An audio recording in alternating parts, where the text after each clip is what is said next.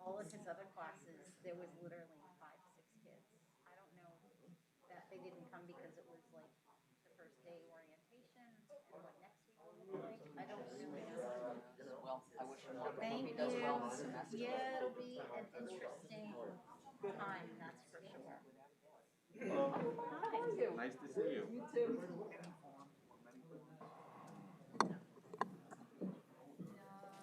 I know, right, that's what I want to do.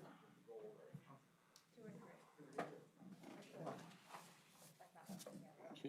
or 3. You ready to start then? So then, I think everybody was fine. Yeah, nothing. Just, Are we, I forget, is that going to go through that contract? No. No. We went out for bid. Thinking nothing changed. Everything's the same. to find out about the process. Steve came in, I came in late. Explain Are we ready? You'll tell me later. Yeah, we can talk about it later. Nothing happened. How the bidding process works and stuff. You ready, Linda? Okay. I'd like to call the Economic Development Committee meeting to order, September 3rd, 3:30. We'll start off with courtesy of the floor. Is there a courtesy of the floor? Seeing none, we'll go right into the presentation of Small Business Development Center.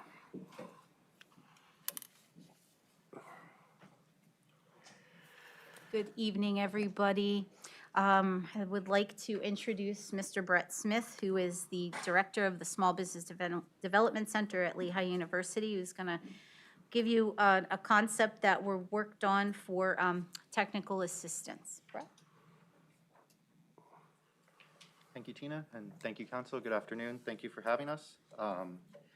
As the SBDC, we are one of the SBA's resource partners to provide no-cost confidential consulting assistance to entrepreneurs, both Northampton County, Lehigh County, and down south in Bucks and Montgomery. And as part of that effort, and working with Tina, we look to figure out a way that we can get, beyond. Well, there's been a number of, cash grant programs and things like that to assist businesses, which is certainly crucial, as all businesses need cash to stay open in this pandemic. Looking forward to beyond, once businesses get back open, once we're hopefully beyond this. Excuse me, could you maybe speak into the mic a little bit more? Absolutely. Thank you. All right. Oh, okay. All right.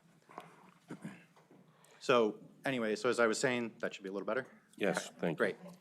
All right. So, as a entrepreneurial resource here in the Lehigh Valley, we're looking for a way to help businesses beyond, the different cash grant programs, PPP loans, EIDL loans, which are certainly important to help businesses get that cash and stay open, but looking for that strategy beyond if there would be a second wave in the winter, as business as normal has changed going forward. So this is a map that we use in our webinars and our trainings as we reference with our clients. We're looking at really step 3 here in the resiliency. Businesses, hopefully those that have been able to recover and reopen have done so. We hope that those that unfortunately haven't so far are able to do so in the near future. But for once they are reopened, they pass that sort of one-time event, hopefully that they're looking at the idea of resiliency. That they can stay open, that they're able to get back up to some normal level of profit and operation, bring back their employees, as well as be able to prepare for something like this in the future. Whether it's a second wave of the pandemic, whether it's some other type of disaster or unplanned event, it's really important to be able to have that plan in place, so if we would ever go back to something like a red phase, we would be able to know that they wouldn't be as affected in the future. And as part of that, there's always that reevaluation that businesses, if there's one thing we've learned during this, every aspect of a business is up for grabs now. There's always an opportunity for innovation, and business owners have certainly been forced to examine every aspect of their business. And what we've noticed in our time, both working with Tina and her department on doing some business walks with with county businesses, we've realized that what a lot of businesses are looking for is access. Access to new ideas, access to expertise, and access to strategy.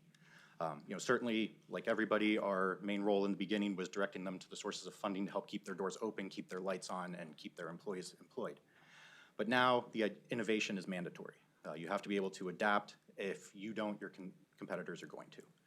So the idea to have that access to information, access to that expertise is what we're looking for in our proposal today. And why the focus on technical assistance is there's no singular strategy that will help every business in the county reopen, regardless of if they're the same industry, whether they're the same location. For example, a restaurant in downtown that doesn't have any capacity for outdoor seating is going to certainly be in a different financial situation than a business that has its own parcel and can fill up their parking lot with outdoor seating. So looking at that, we're trying to find a way that we can provide some individualized assistance even beyond the scope of what we normally even do at the SBDC. And so that's where our proposal comes in. We're looking to do what we're considering a dual approach type of technical assistance. The first one is looking to experts in the area and beyond to provide some type of individualized consulting, focusing really in the areas of technology and strategic planning. Every business certainly has their individual needs, but one thing that has been shown throughout this pandemic is the need for businesses to update their technology in some way, whether it's through having a website or making it more modern, having some form of e-commerce, having cybersecurity, having a viable strategy for that, whether their employees are going through remote work, whether they're providing services online or some other type of virtual delivery. It's important to make sure that's secure and their customers have confidence. Additionally, as we've noticed, social media has become even more important to advertise and tell your story. With nobody on the roads in March and April, billboards weren't going to be that effective. Direct mail, magazines, things like that where people might not be reading because they're not out and about. Really having social media to tell that story, provide up-to-date information, which I know was frustrating for many, knowing what's open, what's not, what services are being offered. And then, of course, strategic planning to help in the idea that if this happens again, the effects will be minimized. And additionally, providing an in-depth resource library. In addition to those topics, there are certainly a number of other areas that have been affected. Again, every part of business has changed. Looking at ideas like HR, digital transformation to make companies more paperless, data-driven decision-making, legal issues, market diversification, looking at other markets, government contracting, international trade, adjusting the way business is done, supply chain issues, finance, and marketing. And how we propose to do that? For the individualized consulting, we would propose that an awardee of this program would receive individualized consulting, packaged consulting services in one of those three areas of website, cybersecurity, and social media. And additionally, a consulting package in strategic planning. We would like to offer targeted areas in the food industry, personal care, such as hair salons and things like that, retail and manufacturing, as those areas had their own unique issues going through this pandemic. And additionally, having some strategic planning consultants, to cover any industry that would be able to help any of the awardees. And for the resource library, again, putting together a digital guide, which is something that was common throughout this pandemic, but a little more detailed with some more resources to again think forward, help with some planning, and if possible, put together an on-demand video library so you're not reading a giant book that they can look at, have access to these as they go to be able to supplement the information from their sessions. And as you can see in the budgets, this is sort of the line item version of the proposed budget that you would hopefully have in front of you. The SBDC's portion would be minor, just as administrative as we manage the program. The other, we would look to pay vendors in the areas not covered by the consulting for their resource contributions. Additionally, the $424,000 amount for the different vendors that would provide these consulting services, and approximately $20,000 for printing the resource guides and getting them to the awardees. And that would be a total of $500,000. We anticipate and I do say that the budget that would be in front of you, we do believe is on the high end in terms of the dollar amounts per consultant. We do feel that we would be able to serve more businesses, but we anticipate being able to help at least 150 county small businesses through this program based on the pricing that we put in there. But again, we do anticipate being able to help more. And with that, that's the conclusion of my presentation. I'm happy to answer any questions. Thank you very much. Is there any questions? Anybody on council? Yeah, I do. I have a question. How much have you helped other areas, or is this, did I miss something in the presentation, or your track record, or your what other place have you helped? What other public body have you, In terms of a similar program like this? yeah, We have not. This would be a new venture for us. okay. We've Because it's a worked- new disease. Right, and- but okay. we have worked closely with Tina on other, in her department on other initiatives in the past, so we do have a great working relationship, and, I do have the support of the university as we go through this. And you chase the, if I may, you chase the grants? Do you guys chase the grants? Yes, we do have some, our primary funding is recurring, but yes, we do, we do chase other grants as well. But Thank you. Thank you. Is there any other questions? How does Lehigh University, I mean, how do they play into this? I mean, are you gonna, they're gonna be physically at the university, or? Right, so we are hosted by the university, so we are employees of the university, our center. So everything goes through them as the prime contract, as the subcontractor of that. So we would, again, we anticipate being able to do, the contracts would come from Lehigh for this program, but everything would be run in-house with the SBDC. And how many employees would be working on this? We have, it would depend on, again, the final numbers of everything. It would be myself, my associate director, and maybe one or two of our consultants as support, but it would be a small amount. Yeah, and you're really counting on some vendors to, Right, so we would not, because of, trying to avoid duplication of services through the program, we're looking, and the addition that our services are primarily educational, we're looking to help clients get some more individualized assistance and, some more specialized assistance than we would normally provide in our scope. So we're looking to outside experts to be able to help them. okay, and basically what we're doing is just like, we're setting up help and a guide, a resource guide, so we can kind of make sure these businesses know how to navigate through this situation. for lack The of- idea that, taking the advantage of planning now in the event that there's a similar situation in the future, that they're going to be more ready for it and that the impact won't be as severe. So the main focus is really more so not fixing, kind of moving forward. Am I correct on that? I mean, these people, because they're in a jam already, and so hopefully they got some help somewhere, but you're really looking forward to saying if it's, Right, so we're looking, businesses right now don't have the funding to pay for a consultant to provide this service. And that's where we're looking to be able to help them with that. They, they have a number of other expenses that they have to worry about, but at the same time, they do have a need for this type of specialized assistance to be able to figure out, what worked, what didn't, what can I do going forward. So that's where we feel this would be beneficial to them. okay, thank you. Any other questions? Thank you. Questions about, and I was distracted, I'm sorry. That's okay. How long have y'all been in practice? This is our 40th year. I support groups like this. I worked at a larger university far, far away a long time ago, and I helped do work with the Small Business Developmental Center. We did like family business nights and roundtables for women, and it's just an excellent, I think it's an excellent feature to have in a community, and I support what you're trying to do. I just wondered how long it's been around and how much you've had to field calls from people during this time, and if you could talk a little bit about how people have outreach or what they've even asked you for, it might be Absolutely. helpful. Sure. So this, like I said, this is our 40th year. We were actually one of the original small business development centers in the country when the program started. And since from March through, we'll say June, we helped almost at least 900 new clients in this time. We have never been this busy. I mean, I've been here, this is my 6th year. We have never been that busy, and I don't anticipate that we ever were. And it was the biggest asset for us, or what our clients saw for us, is we were a human to talk to. There were tons of resources out there, which were certainly helpful, but they just needed somebody to talk them through what their options were, what else could they consider.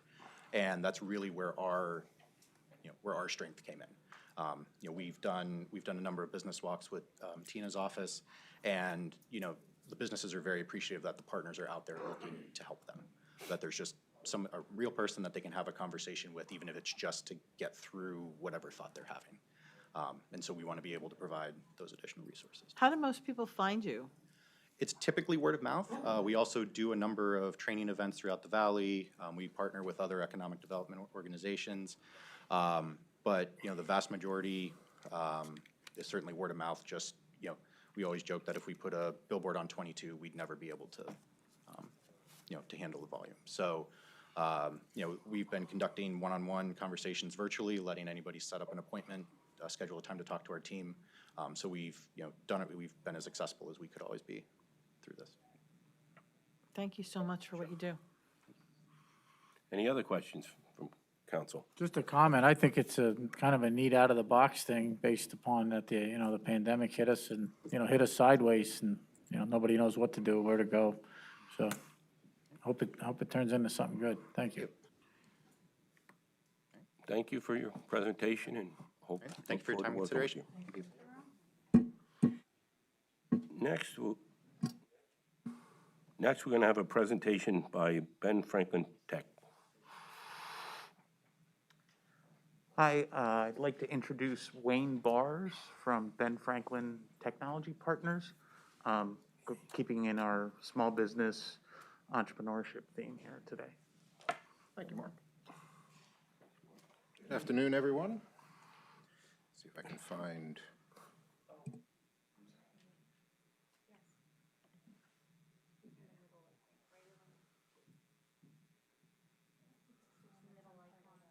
Untitled.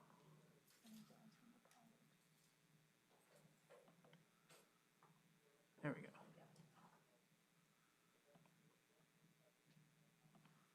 Got that, Wayne? That's right. Nice job. Good afternoon again. As Mark said, my name's Wayne Bars.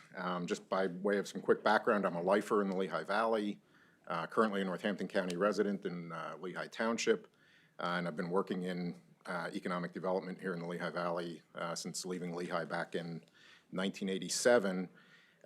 What I'll do here is just provide a little bit of background about the Ben Franklin program in general, and then talk much more specifically about how we interact here in the Lehigh Valley and specifically with Northampton County. And with any luck, we'll be able to play this video. Recognized as the international gold standard in technology-based economic development, the Ben Franklin Technology Partners creates and retains highly paid, sustainable jobs for Pennsylvania workers through innovation.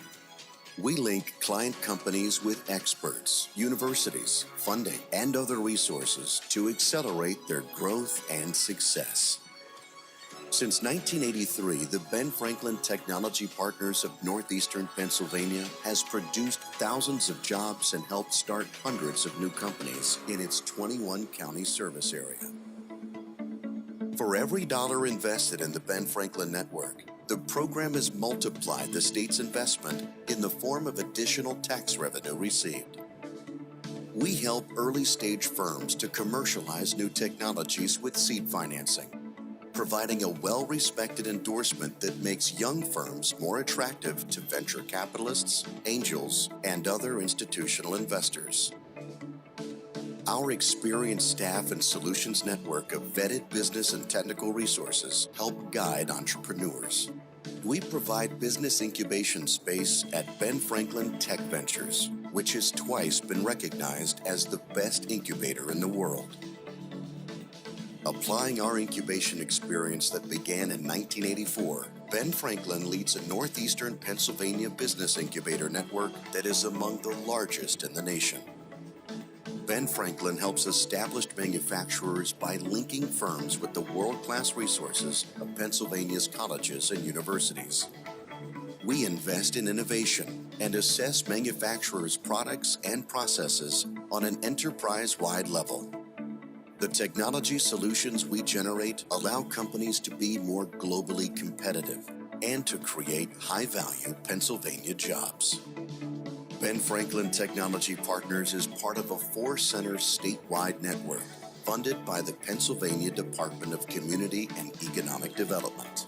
Our portfolio of currents and alumni clients form a proven entrepreneurial ecosystem that substantially enhances the regional economy. Ben Franklin Technology Partners clients innovate, develop, and commercialize products and services that generate prosperity and improve the human condition.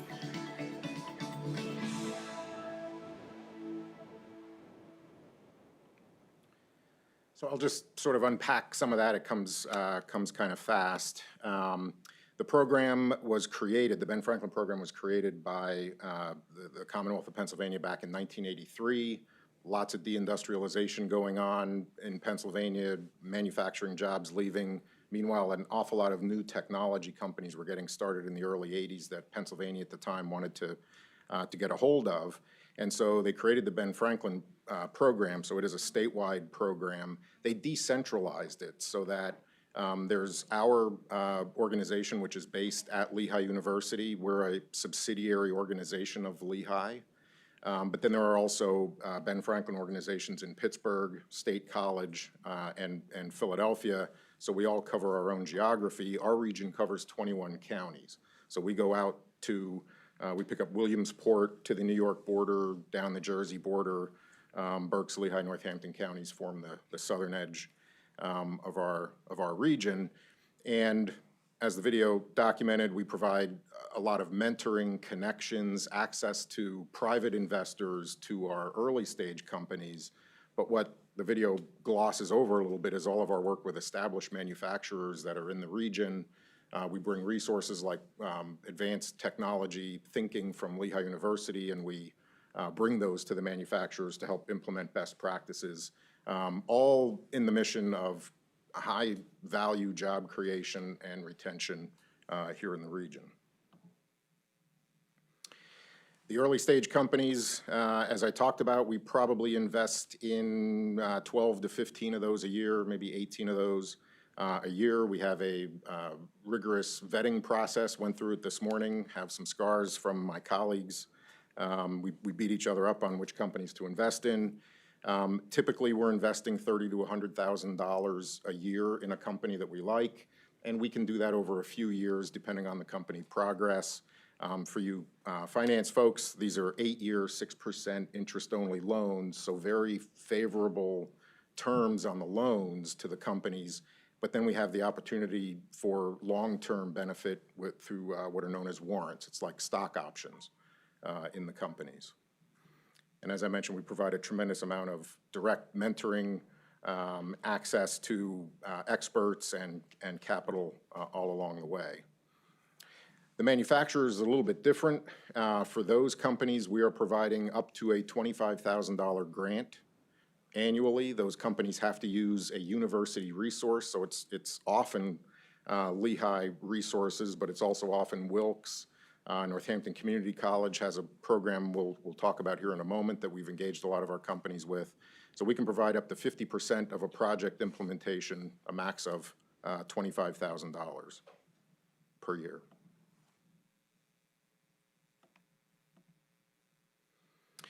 Sort of the third leg of the stool is the promotion of regional infrastructure. So these are lots of other programs that help us do what we do.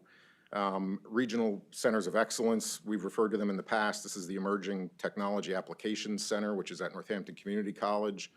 These folks have helped a lot of our companies identify alternative energy sources for their manufacturing process to reduce operating cost and make them more competitive. We support other regional entrepreneurial initiatives, such as the Southside Bethlehem Keystone Innovation Zone.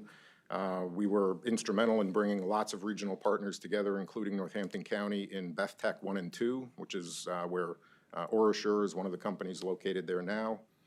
And then other incubators, as you saw, our 21 counties, we've got a total of 13 incubators in the region that we help to support with a little bit of cash, but then also a lot of mentoring. As you heard, we've been doing business incubation since before there was an international association. So we've been at it quite a while. And I was the third incubator manager at Tech Ventures. We're on our fourth in all of those years. So there's been a tremendous amount of experience built up where we can bring it to the other communities.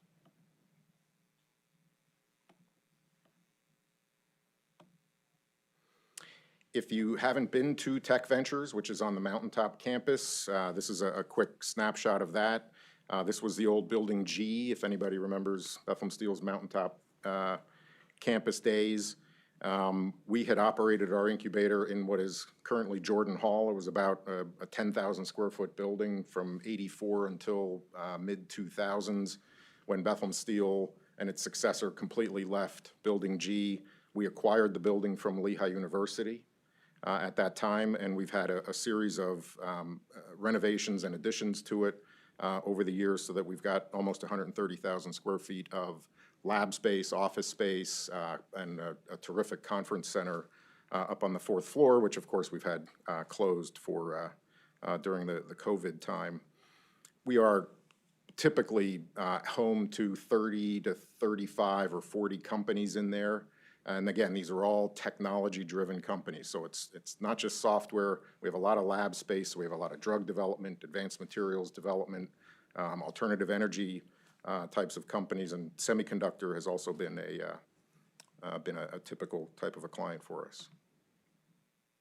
So just to bring it to Northampton County a little bit, this is just a quick breakdown.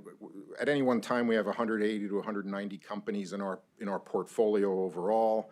You can see here the majority of those, 65%, tend to be the early stage types of companies. And then just kind of an industry breakdown there. Again, a lot of manufacturing companies, even a lot of our early stage startups are manufacturing oriented. When they're getting started, they obviously tend to create larger numbers of good paying jobs. I'm usually pretty good with technology. By region, here's another breakdown. Almost half of our clients are in the Lehigh Valley, and for us, the Lehigh Valley is Lehigh, Northampton, Monroe, and Carbon counties, as well as how we look at the region. And then why was this not so hard for Brett?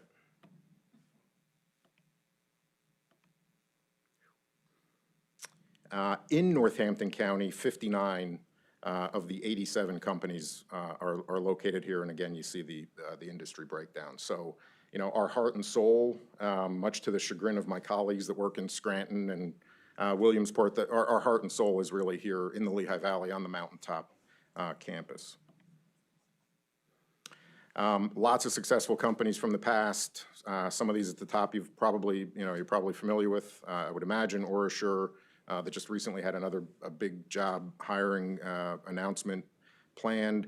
IQE, Lubrizol acquired one of our clients a couple of years ago. This number, actually, I talked to them this week. This is actually now 95 employees. And then just a smattering of examples of companies that have been in business now for about 5 years, and it's all over from semiconductor to software, and Salidax at the bottom. It develops diagnostic testing for all sorts of therapeutic drugs in order to make sure that the doc is getting you the right dose for the medication that you're taking. And then our proposed project here is really to help those companies. It comes out to kind of an odd number at the bottom, $504,849.96. But this is a breakdown of the types of activities, the types of use of that money, essentially helping those companies with their debt service and helping them with their rent over the past 6 to 9 months, and then helping some of the manufacturers. A lot of the manufacturers came to us when COVID hit, as they were either essential businesses or getting back into business, and just needed cash to help get them up and running in a safe way that complied with all of the COVID restrictions. And so this is the breakdown, total of really 40 companies that we'd be helping. So with that, I'll do happy to answer any questions.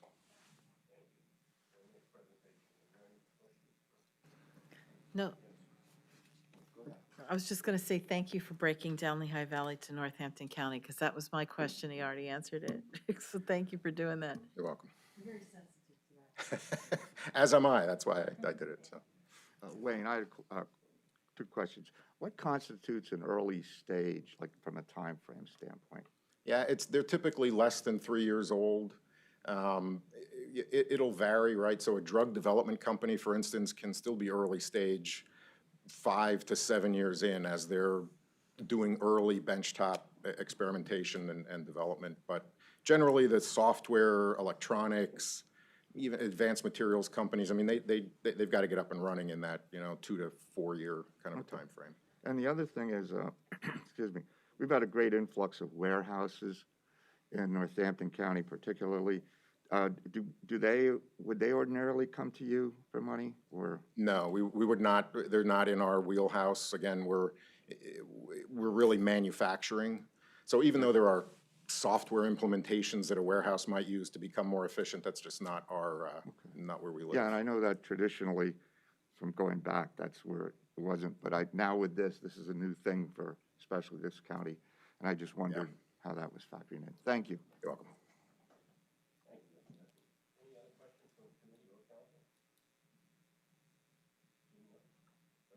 Okay, thank you very much.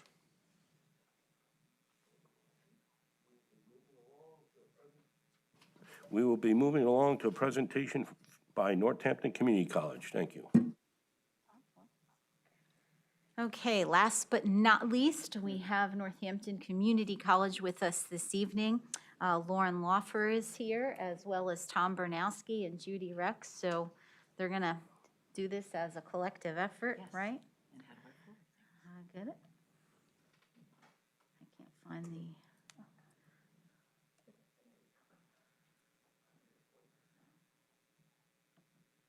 Is this one? There you go. And what do I do to forward, Tina?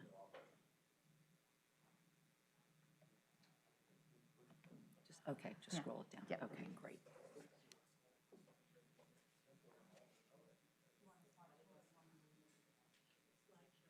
Slideshow's fine.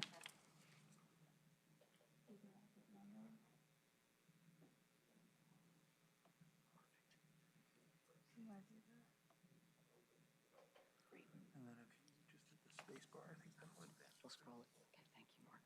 Well, good afternoon, everybody. Thank you very much for the opportunity to be here today. I'd like to reintroduce us. I'm Lauren Loeffler. I'm the Vice President of Workforce Development and Community Education at Northampton Community College, and I've got two of my esteemed colleagues with me here today. I've got Dr. Judith Rex, who is the Dean of Health Sciences and Education at Northampton Community College, and Tom Barnowski, who is our Director of Public Safety and Corporate Safety at the college. So the three of us have worked on a number of different projects over time, very happily, with both Tina and Frank Brooks, many of them grant-oriented, community-oriented, and we're just very excited to have the opportunity to talk about some of the different things we feel we'll be able to do through this program that we're introducing today. The project involves providing COVID risk management and recovery services and awareness training to a number of different factions in the Northampton County area. And we're all going to take a turn reviewing some of the information. Feel free to stop us if you want. We'd like this to be interactive if that's going to be more valuable to you. But that's the brief introduction I wanted to do. I will turn this over to Tom at this point. And next slide. There we go. And a good afternoon to one and all. What we're going to be talking about is the whole idea of why we put this together. And if it's all right, I'm going to take this off so that you can better see my smiling face and I can talk without having to try to breathe through the mask. What this is, as you can see in the slide, we're trying to deliver a project that's going to be more hinged on what I consider a risk management, safety, and health aspect. As we go through the slides, you're going to see a little bit more of who we are, what we do, and why we're specifically able to handle this. You're going to see it again in the slide, but let me share with you a little bit of what Northampton Community College is able to do at this point. The program that I supervise is called Corporate and Public Safety Education. It is as broad in safety as you could possibly imagine. We have a forensic training center in the basement. We do criminalistics training. We do fire rescue, EMS. We do Act 235 lethal weapons security. We do emergency management all over the Commonwealth of Pennsylvania. I sit on many state committees. And on the corporate side of the house, which is the most important, we are an OSHA education center. There are 26 in the country. We are one of them. We have a 5-state service area. They only do it once every 5 years.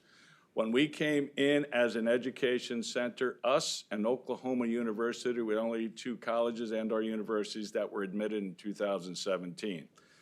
With our consortium partner, the Chesapeake Safety Council out of Baltimore, Maryland, we make up the Mid-Atlantic OTI Education Center. And it is my pleasure to share with each and one of you, when COVID first came in, OSHA doesn't really appreciate, distance learning. They like that in your face, here we are, so you could see it. But they knew that they had to do virtual training.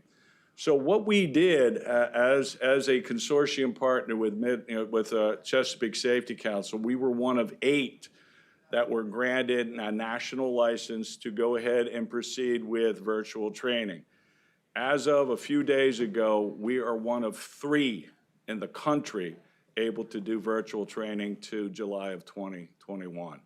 So Northampton County is well positioned in what we're able to do as Northampton Community College and Northampton. There's a lot of pride that goes in that to what we're about to do.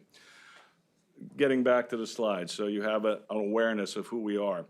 What this program is essentially designed to do is to share from a safety and health risk management kind of perspective, things that would be pertinent, if you will, to businesses, governments, senior citizen centers, manufacturing, retail, child care centers, everything that's on that list are all in that situation that they have to manage the COVID situation. Oop, that one. There we go. All right, so what this is too is within this project, we have listed there some training objectives.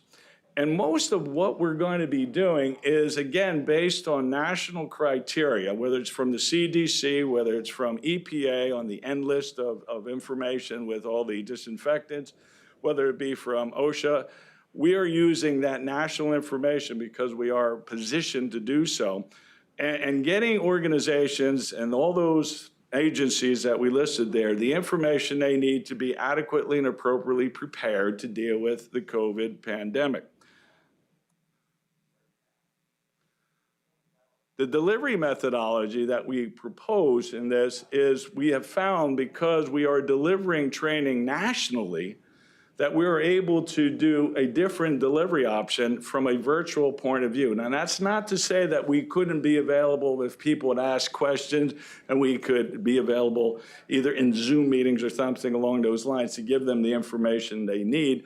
But primarily, the information delivery system, the modality, would be asynchronous, where we would have, in essence, live television, or asynchronous, where we would be able to post something and people would have opportunity to be able to get it at their opportune time and play through it and see what the information would be for them. So what this is again about making sure that we are able to deliver on different delivery platforms. So one that we have found that works very, very well is a platform called Comevo. Comevo is a platform that is essentially, if you can imagine, for lack of a better term, PowerPoint information or slide information or video information with narration. And you're able to click through it, and if you want to get that information over, you click the slide again. If you need more information, you want to go back, you click back to that slide again. And it's a significant amount of information that you can get repetitively or open as you need to. It's ADA compliant. We will be developing these topics with a number of clients that we currently have that are clients as well as consultants, as well as organizations. We find ourselves in a unique position where we are working, one of the partners that we're working right now is Virginia Tech. And so we have a lot of information that we can share with various organizations. All the instructors that we'll be bringing in, all the folks that we'll be bringing in to consult, to be a part of this, would be in and of themselves industry professionals or professionals in their own right, experts, if you will, in some cases. What do we plan to do? Our goal in a county of about 308,000 individuals, we figure that as a direct and or indirect contact based on us being able to directly affect an organization and they ultimately affecting the people that they serve or that are indirectly contacting with them, we figure we're going to touch 300,000 people. I mean, that's 10%. I mean, and again, I think that's a very realistic goal.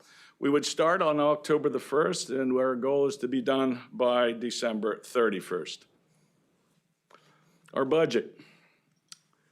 Our budget essentially is relatively modest, but it does indeed cover all the things that we're going to be needing. The delivery platform, all the things we're talking about, none of these things obviously, come without some fees attached to them. And as you can see through the list of things there, we range from, production expenses through consultant, but ultimately, when we add it all up for 200 grand, we figure we can do a very sizable, very realistic, and a very effective program and project.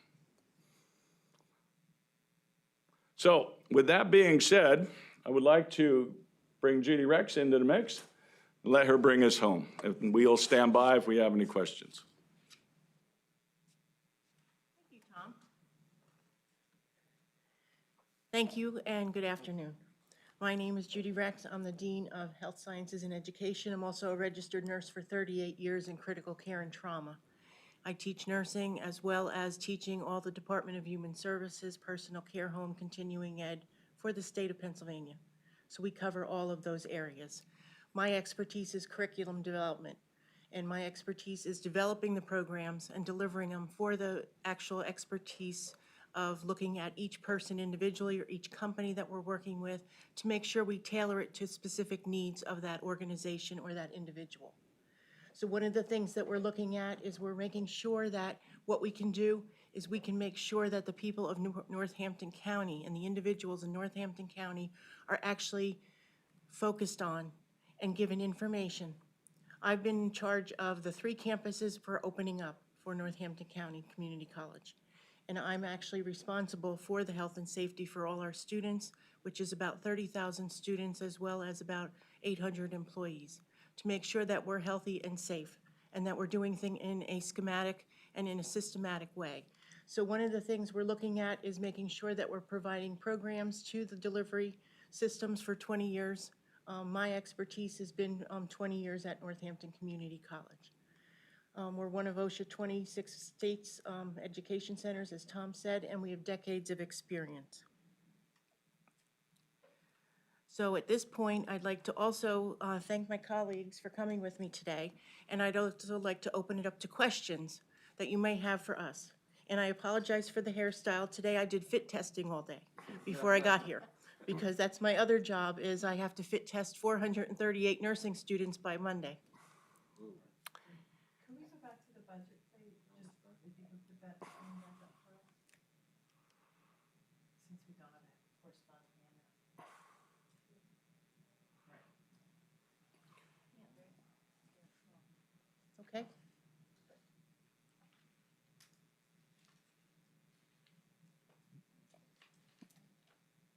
Is there any other questions from the committee or council on the presentation? First, thank you for the presentation. It was very nice. Is there any questions? Yes, Mr. Heckman. Since you're here and you have all the expertise, more than I think anyone else sitting in the room here, what do you think of our setup regarding COVID? I'm not pleased. You're not pleased? No. And could you give me your insight? Well, I was looking at your screens, your plexiglass, and you don't have them between the chairs. So your faces are next to each other. So I think that's an issue. So I think you need to have more plexiglass between you, down the sides, because you're actually next to each other and you're not 6 feet apart. And at least 3 of the people I see are Right. wearing the wrong respirator. Exactly. Or I should say face mask. Exactly. So you need to do some. Is this wrong? You're fine, but the folks who have exhalation valves Right. Oh, exhalation valves. Exhalation valves aren't really necessary. I don't see anybody with those up here.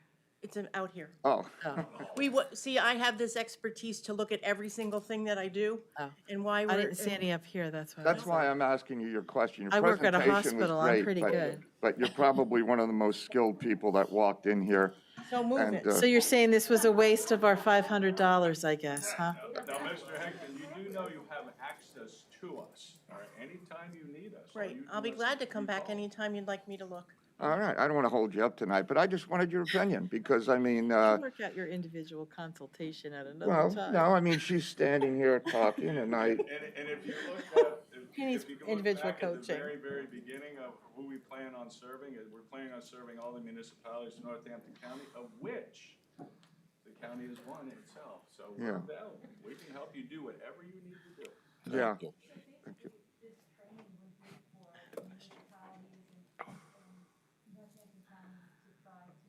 We could be in the households, we can be in the companies, we can be in, if they want to zoom in.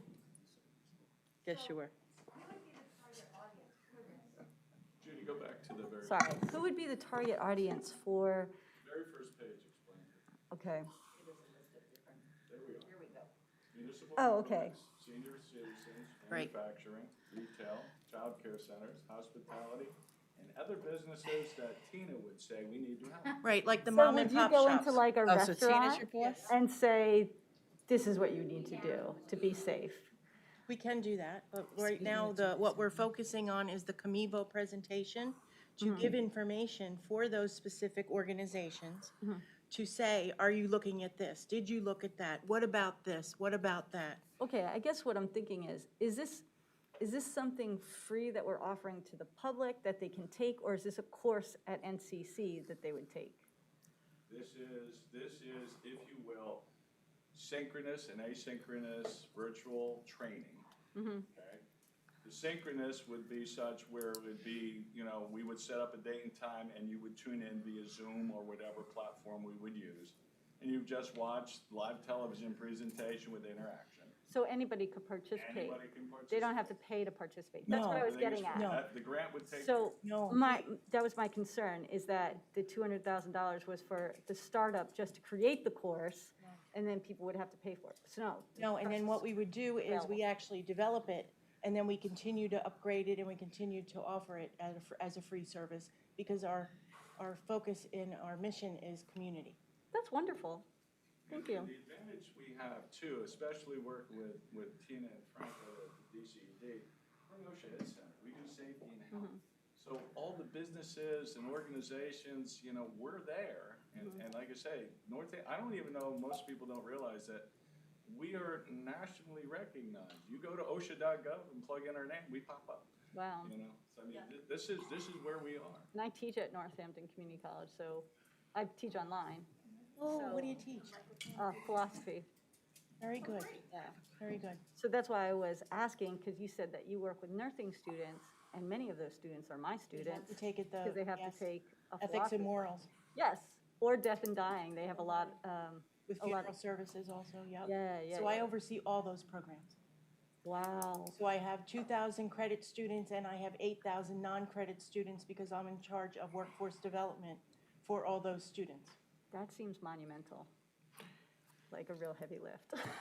That's a lot of students. But So I love thank what I you. do, so. Thank you.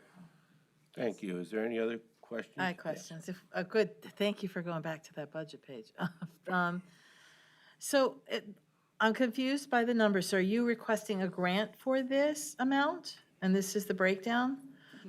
Okay, so I thought the curriculum was already prepared if you're already licensed to do this. So why are we paying for that? We're going to build it based on that particular audience, and we're going to build different curriculums based on the first slide on the various audiences. So you're going to have multiple deliveries of different types, not one size fits all curriculum. Yeah, the curriculum would be different, let's say, for a senior care center versus a restaurant. So there are going to be specific protocols that we're going to train about and train on for those various vertical markets. There will be some crossover, but there will be some specificity. So every one of those topics listed will have its own curriculum and course. And then what are the production expenses? Yeah, but It says the production. Well, it's on here, so it's built in. So it says there's production expenses, there's material. That's for the Comevo. No. Comevo is the delivery platform. The mic, it won't pick you up if you're not at the mic. Sorry.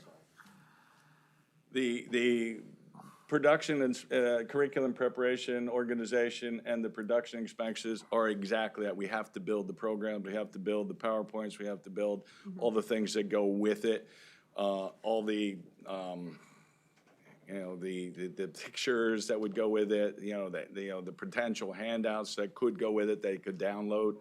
The booklets that would have to go with that could potentially download. All these things would be available as part of a comprehensive package to make sure they have everything. That would be the production inspections.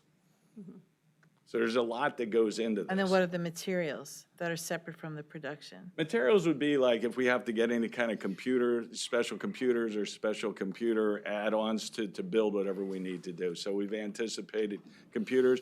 And I have to be honest, I think we're even thinking in terms of there might be, where we have to do an on-site delivery somewhere. And we would do that. I mean, while we're traditionally thinking that we're going to do predominantly virtual, there might come a time where where somebody would say, can you just, do an evening, and then we would have the equipment to do it with, like I say, the topic here is so important to address now, because of COVID being now, that this thing opens up, how should I say, and I think we got to be thinking in terms beyond COVID, all right? And the reason I say this, and I'm going to go off on a tangent, forgive me, but this isn't new. All right, in 2007, we were supposed to be ready for the avian flu pandemic. Right. And a lot of the stuff we're hearing in COVID was done in 2000, social distancing, that was 2007 vintage.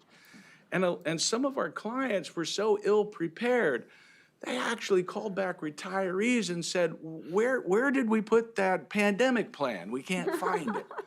I mean, so what this is if the county so chooses to invest in this, this isn't just COVID, this is beyond.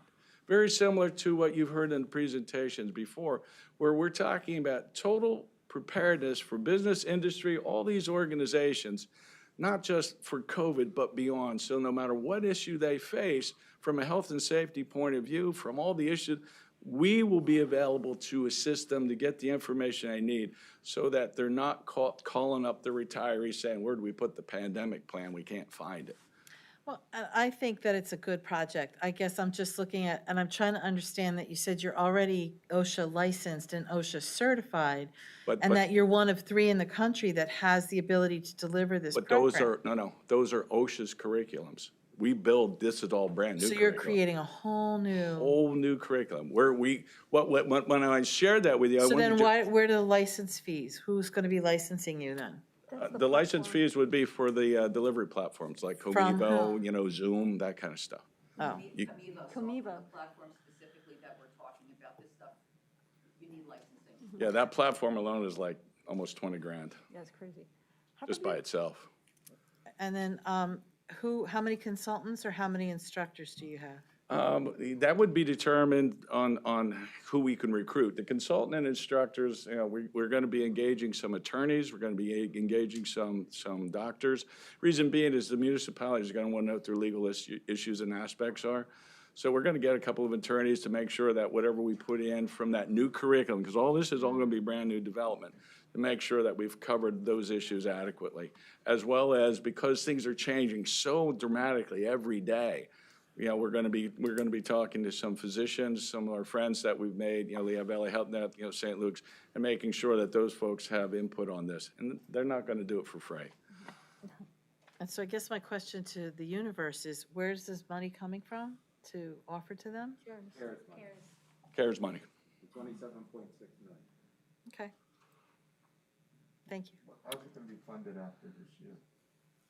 I'll probably be back.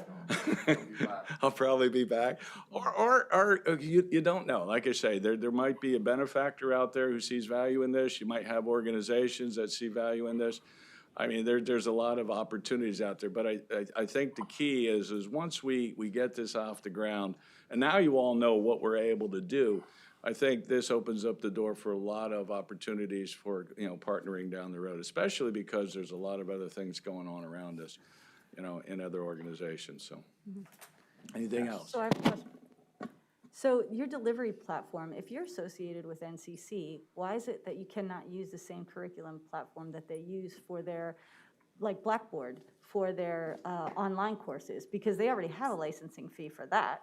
Yeah, it's true, but it wouldn't work in this situation, because has to be more of a, more interactive and such, where Comevo, and again, I'll use Comevo, it's essentially, you go there and you can repeat back and forth, you know, it's narrated, it has special information that Blackboard wouldn't supply. For all our students coming back and all our faculty and staff coming back. Tom was our narrator. Did you listen, could you teach at Northampton, did you see the Comevo yet? No. We're still using Blackboard. No, So- I'm saying for you to even come back on campus. Oh, I know what you're talking about. Yeah. Yeah, did you hear that? Let's go do that yet? No, You need to, okay. okay? Yeah, and then you'll get a. No, Blackboard it's a pain in the rear end, but they already have a licensing fee for it. That's what I was concerned with. So are they switching over then? No. That's just for you? This is just for this. Yeah. Yep, just for this, because this is all brand new. Everything that's being proposed here is brand new. Sure. Because I, like, no offense, I love having this, I do, but I do like Lori, hard she can copies. print it out. I can print it out. Thank you. I can give you one for now. Thanks. I'll Do- just I think just give it to Linda. Give it to Linda then. Thank you. Does anybody else have any questions on the council for this, on this presentation? Just a comment, thank you very much for trying to stay ahead of the curve to, educate our workforce out there. We're available whenever you need us. One more question. Oh, and Kevin? Yes. So I have one more question. If this project total is $200,000 and you're expecting that it's going to be 2,000 hours of expended time, what happens if you go over that time? Are you going to be back asking for more money, or is there somebody? Wouldn't that be great? No, or is it, this is per project, you're asking for this? and- No, this is expected. I mean, we're looking at 2,000 hours as an estimate of time to putting all this together.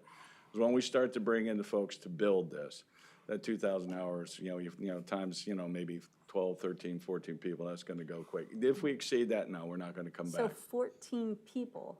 Oh, no, I'm saying, that, I'm just throwing ideas, at how Okay. many people we might have. Okay, because there's only a consultant and instructor expenses. I would think that that's some sort of salary, but you don't have any. No, that would be a one-time fee, where we would say, this is what we want you to do for X amount of hours. So you would say, make sure we have all the legal ramifications for a municipality as it relates to COVID risk and risk management.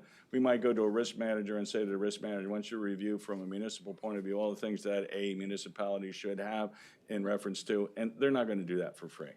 So No. those are the kinds of things we would be paying for, but we're not gonna make them employees. That would be a service provided. Okay, so everybody's They become contractors. contracted, consultants. Yeah. Got it. Thank you. Mr. Heckman? I just want, Dr. Rex, so if I were to reach out to you to ask you about doing this safely, having meetings, because our virtual just didn't work, would you be available if I reached out? Thank you very much. Thank you. You can leave it right with the lady, if she's there, and then I'll, Aline. thank you. I That would be appreciate it. Arlene? Aileen. Aileen, okay. Okay. Thank you. Anything else? Thank you. Thank you much. Okay, moving right along. We're gonna have a discussion regarding the proposed. Oh, Mr. Chairman, if I may beg your indulgence. Mr. President, we're going to ask that these three pandemic protection plan programs be considered at our at your next meeting in September. Yep. Because I think, I was thinking about CCAP a lot today. And when you guys go to CCAP, you'll be able to talk, with all of your colleagues about all the money you put on the street to help your small businesses survive and thrive. Then you'll be able to tell them about all you're doing to get ready for the next phase of the recovery. And I doubt any of your colleagues in CCAP will have done as much as you have. Thank you. thank you. County Exec. Yeah, Okay, we're gonna go into a discussion regarding the proposed municipality grants.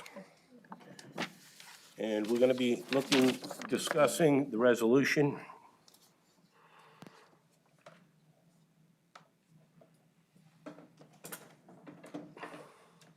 Believe everybody has a copy of the applications? Yes? Copy of the application, Okay. right here. Oh, it was in wrong order. So this is our list one. If you see a municipality that you represent and they're not on here, please don't panic. This is round one. Round two, we had to do due diligence because there are essentially some late arrivals that we did not want to refuse, but we have not had a chance to properly review to put before you this evening. So we wanted to have you take a look at list one. Starting with Bangor Borough and going down to Tatamy, there's 16 on this first list for a recommended amount of $3.61 million.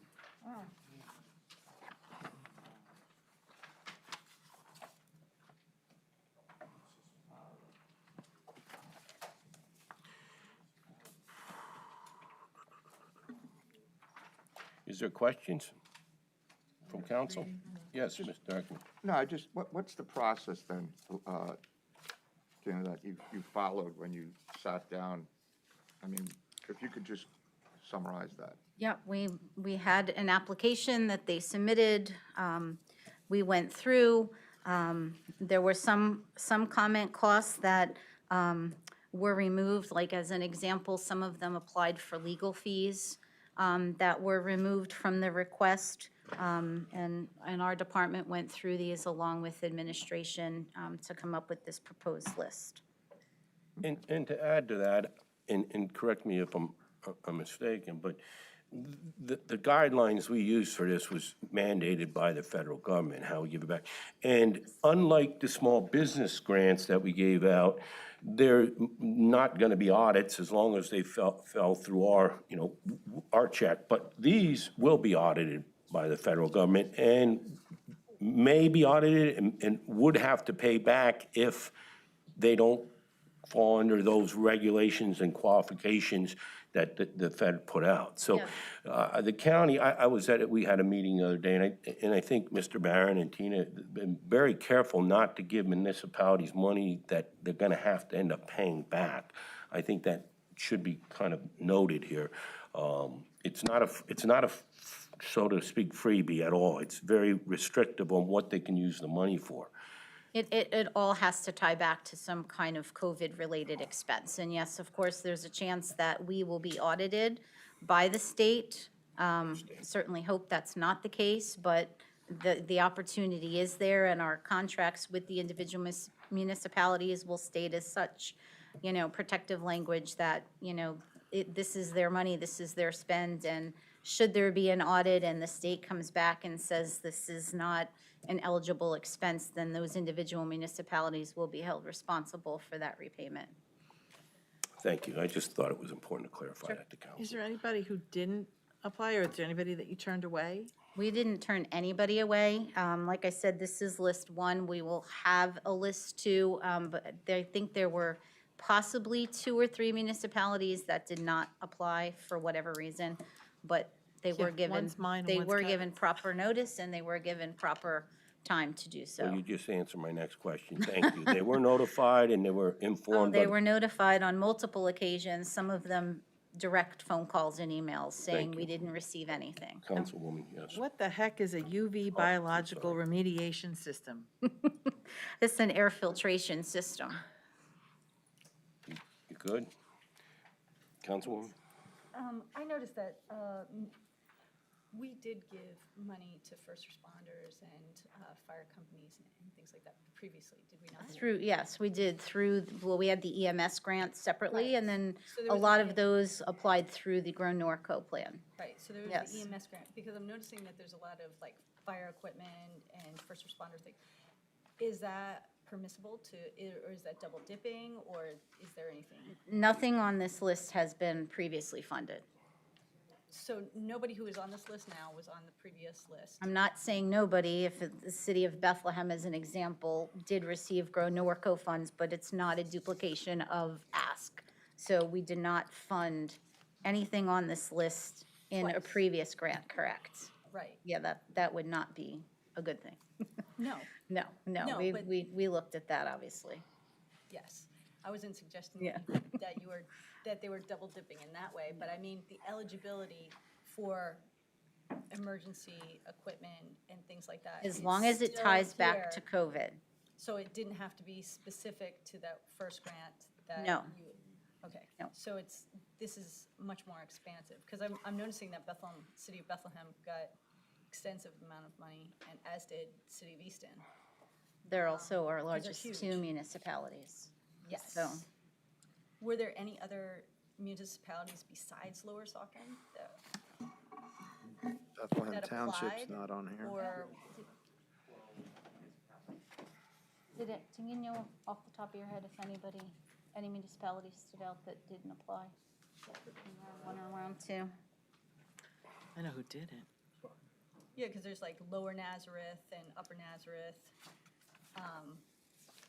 Palmer Township is on here, Oh, see your town on here. or like Bushkill, Moore Township. Who? Glendon. East That Bangor. hotel could have taken. Was that a joke? The smaller municipalities, some of the very small, like Chapman and more, they're on list 2. Councilwoman, does that answer your question? Did you say they are on this, or they are not on this? The truth is, we chased them all. Okay, And we worked with them to help them understand their COVID-19 needs. And, we had a deadline, because deadlines are important, because we have to spend the money by the end of the year. So we've got to get this money out. We have all of this administrative follow-up that has to be done. And the fact of the matter is, we are going to fund the folks who didn't get their homework in on time. So, we chased everybody, so if anybody's not getting any money, it's on them. It Right. really is. but I did think that part of this grant was to help further along capital projects that were not necessarily funded because of COVID. That, I may have led you to begin to believe that when this all initially came down, Okay. because I misunderstood So this I'm not, category. like, This well- category there has to be a arguable nexus to COVID response, either present in the past or a future identification, and even that's stretching it.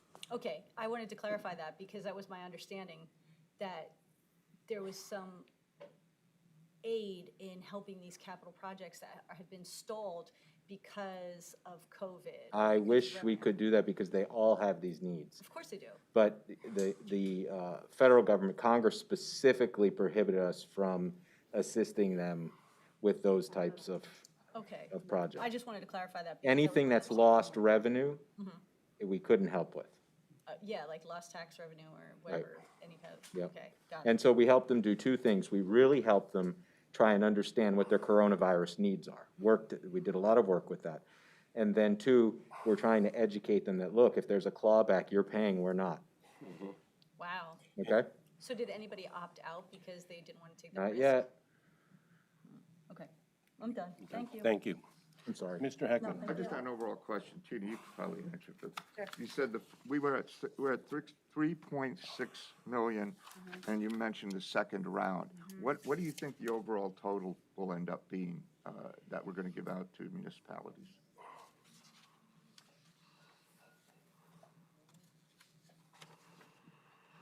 Probably another 684. Another 684,000 probably.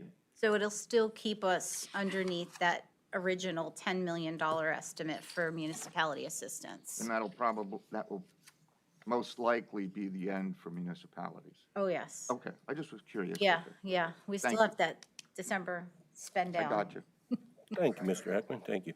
And, just, Bethlehem and Easton getting the majority, it kind of makes sense, it makes total sense, because they did the same way when they give the grants out to counties. The counties with the populations and the businesses, got, the bigger allowance because they have more issues to take care of. So, I'm good with that. Is there any other questions? Yes, Mr. Kuzic. Thank you. I would just follow up, but I can justify the ambulance, but the fire engine, how did they justify that as a COVID-related expense? Increased responses since the pandemic. I mean, that was part of what was in their narrative. Again, You'd that's. send a fire engine for that? That's, I don't, maybe Todd can speak better to that than I can, but. Yeah, I saw that. Good evening. One of the things with City of Bethlehem's response is a lot of their fire engines are actually quick response vehicles. So they're actually set out before the ambulances to start a basic first aid and actually support the EMS crews in treating patients. So my guess, without seeing the application, is probably they have equipment that they either need with that response pickup, because a lot of now the COVID support requires a little bit more manpower, moving people, and respiratory support that sometimes the fire department has. Sounds like a stretch to me.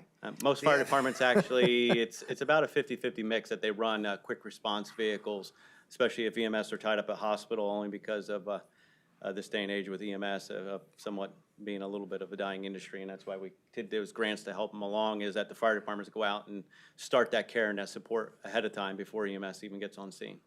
Okay. Thank you. Didn't know that. The other one was for the City of Easton, pumping station replacement. How is that related to COVID expense? In their narrative, they talked about basically just increased usage because of COVID and the What, folks that were Was home. more hand and- sanitizer and toilet paper being used because people are at home? I'm Again, missing that. So, Yeah. specifically, they had planned on repairing this, but because of the increased flow that's going through that pumping station, it now needs to be resized and completely replaced. Again, how is that related to, Because of the stay-at-home order and more people. because more people are staying at home? Yeah. I Working think from home. Interesting.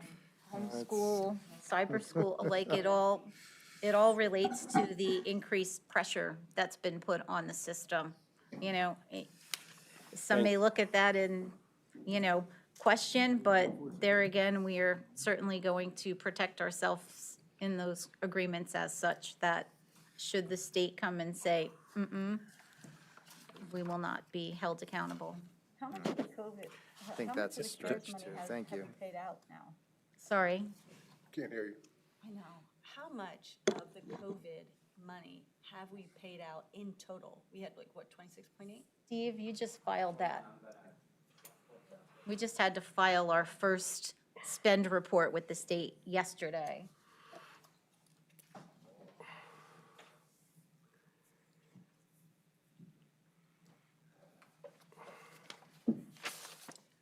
Well, one of the things that came up at Farmland Preservation is that there is increased need on farms to sanitize food and to create barriers where you're working and things like that, that I don't think any of that has come across our desk yet. I haven't seen any farmers come in and get relief for their COVID needs. So I was wondering, I when know. will that happen?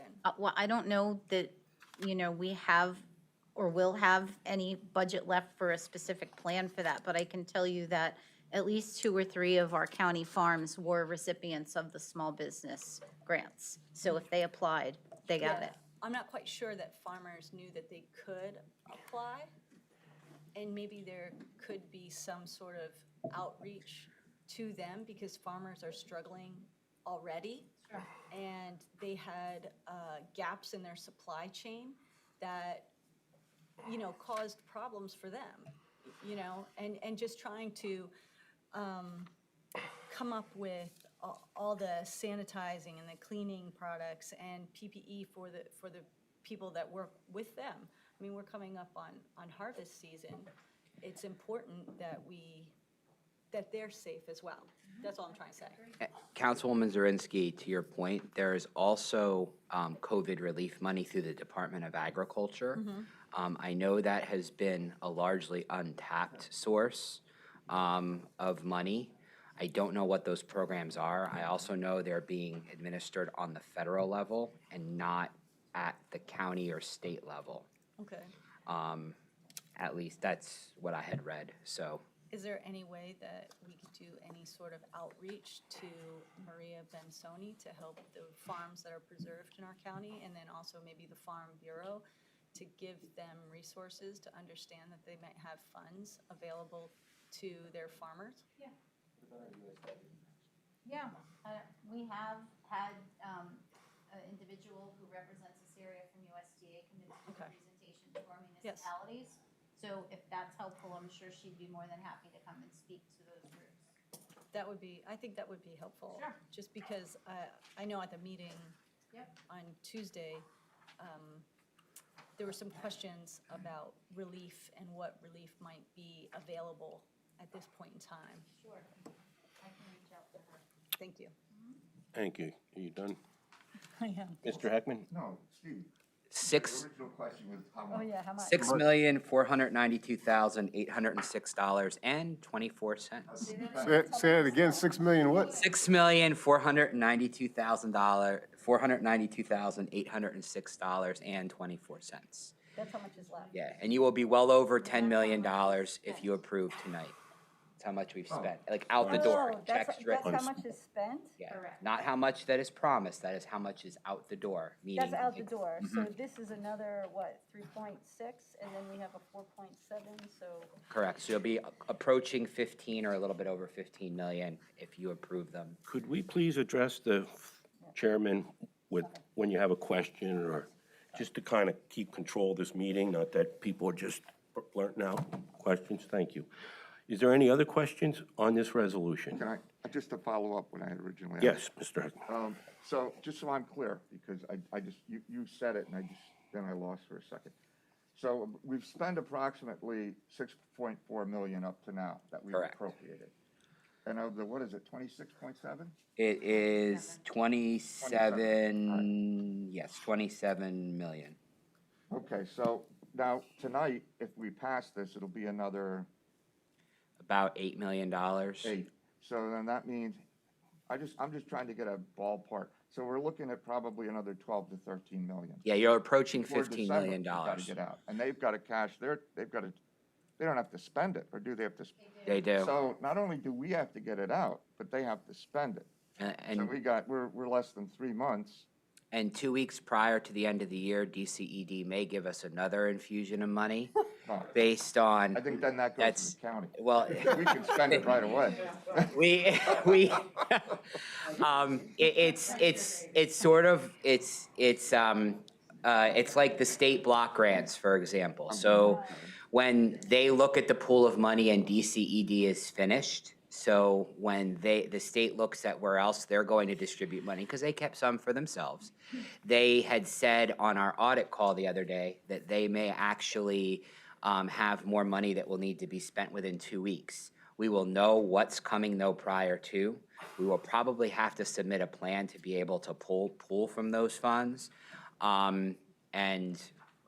Tina and all of us are recording needs as we hear about them and making sure we keep a list. Thank you. Mr. Myers? One question. Since it has to be spent, does this affect the money that we're giving to the school districts? Does that have to all be spent by the end of the year? Yes, that's all part of this same bucket. Yes. And And that because- has not been, Mr. Myers, that is not included in the $6 million figure. We've allotted up to an amount with those vouchers, and Blue Ridge, Service Electric, and RCN, I believe those are the three, will be billing us as those vouchers are cashed in.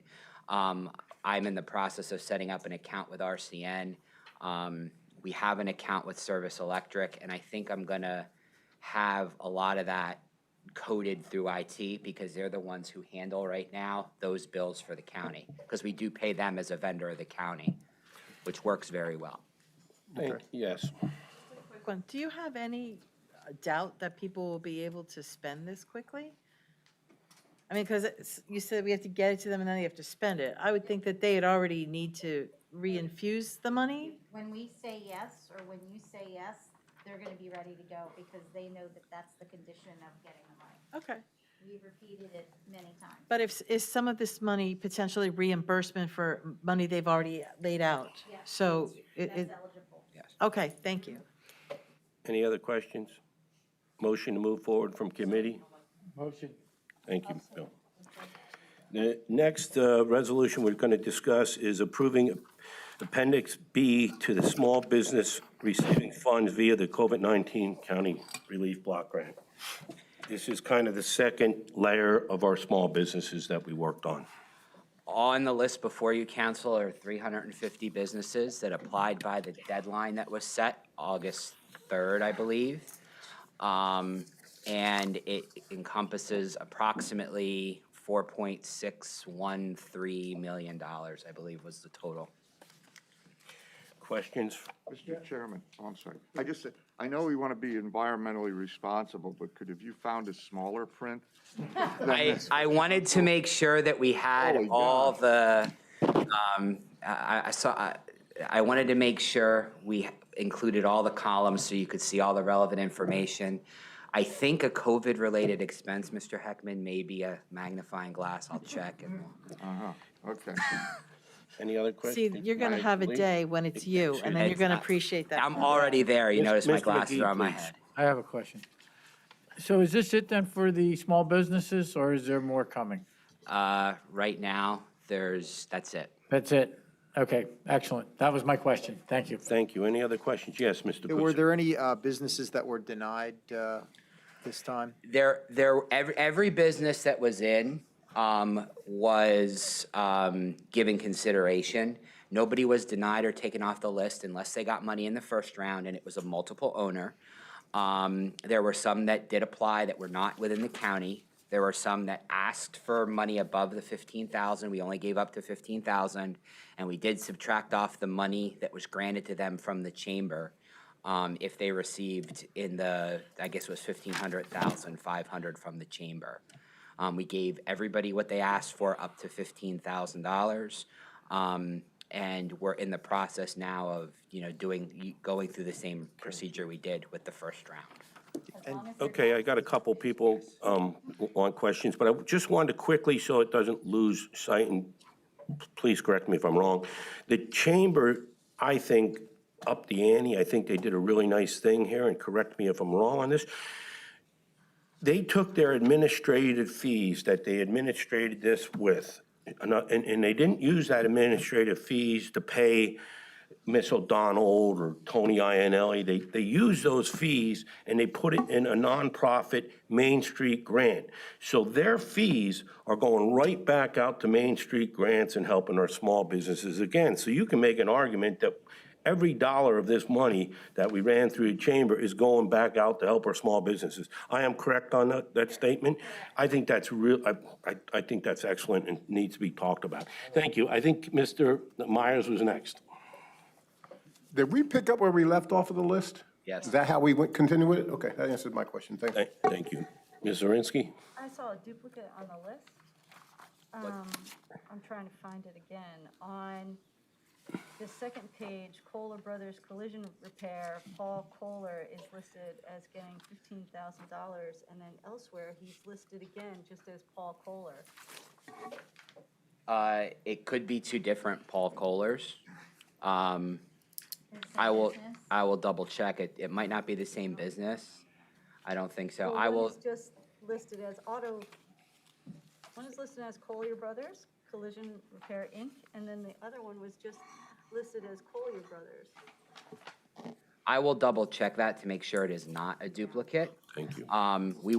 Because there are also individuals listed here as well. So those individuals may be, that might be the name of their LLC, the way they had signed up on the list.